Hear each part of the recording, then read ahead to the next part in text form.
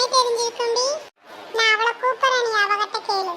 அவதான் சரியான ஆளு உனக்கு பதில் சொல்றதுக்கு. அப்ப சரி, உன் மருமகளை நீயே கூப்பிடு, அப்பதான் எல்லாருக்கும் பிடிக்கும். மருமகளே!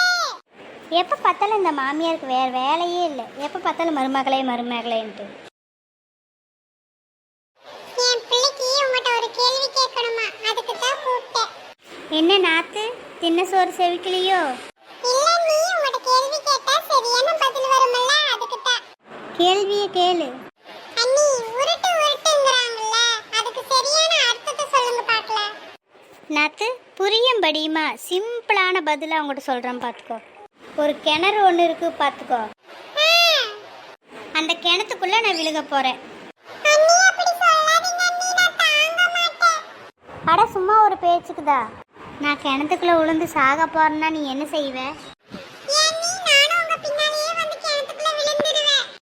இதுக்கு பேர் தான் உருட்டுங்கிறது.